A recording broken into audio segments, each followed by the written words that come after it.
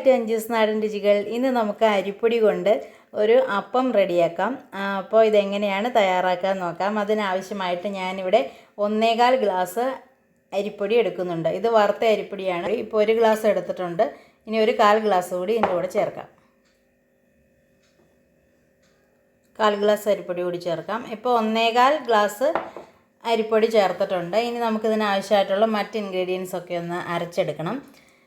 ഇതിനാവശ്യമായിട്ട് ഞാനിവിടെ 1/2 ഗ്ലാസ് നമ്മളെടുത്ത അതേ ഗ്ലാസിൻ്റെ അളവിൽ തന്നെ, നമ്മൾ വീട്ടിലൊക്കെ എടുക്കുമ്പോൾ ഇങ്ങനെ നമ്മൾ ചായ കുടിക്കുന്ന ഗ്ലാസ്സിൽ തന്നെ അളവെടുത്താൽ മതി. അതുകൊണ്ടാണ് ഞാനിവിടെ എളുപ്പത്തിന് നമുക്ക് മനസ്സിലാവുന്ന രീതിയിൽ ഈ ഒരു ഗ്ലാസിൻ്റെ അളവിൽ തന്നെ എടുക്കുന്നത്. അപ്പോൾ 1.25 ഗ്ലാസ് അരിപ്പൊടിക്ക് 1/2 ഗ്ലാസ് ചോറ്, നമ്മുടെ സാധാരണ കുത്തരിയുടെ ചോറോ അല്ലെങ്കിൽ വെള്ളയരിയുടെ ചോറോ ഏത് വേണമെങ്കിലും എടുക്കാം. പിന്നെ ഒരു 1/4 ഗ്ലാസ് തേങ്ങ ചിരകിയത്. ഞാനിപ്പോൾ ചിരകിയതിന് പകരം തേങ്ങ കൊത്തിയാണ് എടുത്തിട്ടുള്ളത്. ഇത് നന്നായിട്ടൊന്ന് അരച്ചെടുക്കാം.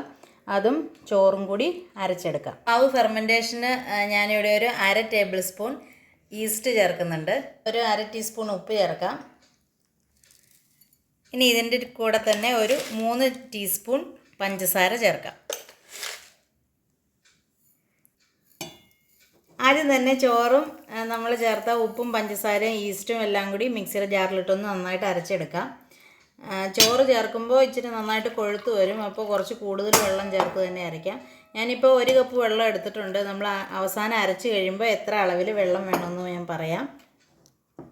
ആദ്യം ഒന്ന് അരച്ചുകൊണ്ട് വരട്ടെ. ഇപ്പോൾ ഇതാ ചോറ് നന്നായിട്ട് ഇവിടെ അരച്ചെടുത്തിട്ടുണ്ട്. ഇത് നമുക്ക് അരിപ്പൊടിയിലേക്ക് ചേർത്ത് കൊടുക്കാം. ഇനി ഈ ജാറിൽ തന്നെ നമ്മൾ എടുത്ത് വെച്ചിരിക്കുന്ന തേങ്ങ അതുകൂടി ഒന്ന് അരച്ചെടുക്കാം. ഇങ്ങനെ ഈ കഷ്ണമായിട്ട് ഇടുമ്പോൾ തേങ്ങ ആദ്യം വെള്ളം ചേർത്ത് അരയ്ക്കരുത്. ആദ്യം ഒന്ന് ഉടച്ചതിന് ശേഷം മാത്രം വെള്ളം ചേർത്ത് അരയ്ക്കാം. കുറച്ചൊരു തരിതരിപ്പ് ഉണ്ടെങ്കിലും കുഴപ്പമില്ല. ഇപ്പോൾ ആ തേങ്ങയും കൂടി അരച്ചെടുത്തിട്ടുണ്ട്. ഞാൻ കുറച്ച് കൂടുതൽ വെള്ളം തന്നെ ചേർത്ത് അരച്ചിട്ടുണ്ട്. പിന്നെ തേങ്ങ അരയ്ക്കുമ്പോൾ കുറച്ച് തരി ഉണ്ടെങ്കിലും കുഴപ്പമില്ല. ഇനി നമുക്കിതൊന്ന് നന്നായിട്ട് മിക്സ് ചെയ്തെടുക്കാം.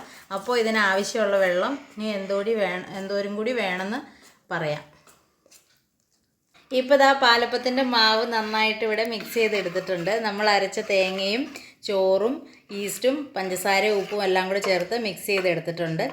ഇത് ഈ ഒരു കൺസിസ്റ്റൻസിയിലാണ് എടുത്തിട്ടുള്ളത്. പാലപ്പത്തിനാവുമ്പോൾ അപ്പച്ചട്ടിയിൽ ഒഴിച്ച് ഇങ്ങനെയൊന്ന് ചുറ്റിക്കണമെങ്കിൽ കുറച്ചൊന്ന് ലൂസായിട്ടിരിക്കണം. ഞാൻ ഉപയോഗിച്ച വെള്ളം എന്ന് പറഞ്ഞാൽ ഈ ഒരു കപ്പിന് 1.25 കപ്പ് വെള്ളമാണ് എടുത്തിട്ടുള്ളത്. അപ്പോൾ ഈ ഒരു പാകത്തിന് കിട്ടിയിട്ടുണ്ട്. ഇനി നമുക്ക് ഓവർനൈറ്റ് ഫെർമെൻറ്റേഷനായിട്ട് വയ്ക്കാം. അതിനുശേഷം നാളെ രാവിലെ അപ്പം ചുടാം. നമുക്കൊന്ന് മൂടി വയ്ക്കാം.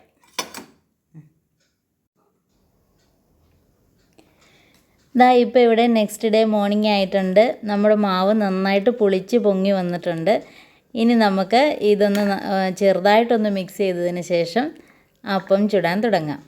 ഇപ്പോൾ നമ്മൾ ചേർത്തിട്ടുള്ള വെള്ളമൊക്കെ വളരെ കറക്റ്റാണ്. ഇനി പ്രത്യേകിച്ച് വെള്ളമൊന്നും ചേർക്കേണ്ട ആവശ്യമില്ല. ഈ ഒരു കൺസിസ്റ്റൻസി മതി. ഇനി നമുക്ക് അപ്പം ഒന്ന് ചുട്ടെടുക്കാം. അതിന് ഞാൻ പാലപ്പത്തിൻ്റെ ചട്ടി അടുപ്പത്ത് വെച്ചിട്ടുണ്ട്. ചൂടായി കുറച്ചൊന്ന് ഓയിൽ തട്ടി കൊടുത്തിട്ടുണ്ട്. ഇതിലേക്ക് ഇങ്ങനെ ഒന്ന് ഒഴിച്ചു കൊടുത്ത് നമുക്കിതുപോലെ ഒന്ന് ചുറ്റിച്ചെടുക്കാം.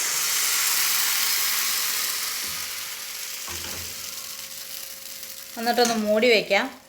ലോ ഫ്ലെയിമിലായിരിക്കണം, ഇല്ലെങ്കിൽ സൈഡ് പെട്ടെന്ന് കരിഞ്ഞു പോയിട്ട് നടുഭാഗം പെട്ടെന്ന് വേവില്ല. അതുകൊണ്ട് ലോ ഫ്ലെയിമിലിടണം. ഇപ്പോൾ ഒരു 2 മിനിറ്റ് കഴിഞ്ഞിട്ടുണ്ട്. നമ്മുടെ അപ്പം നല്ല പെർഫെക്റ്റായിട്ട് വെന്ത് വന്നിട്ടുണ്ട്.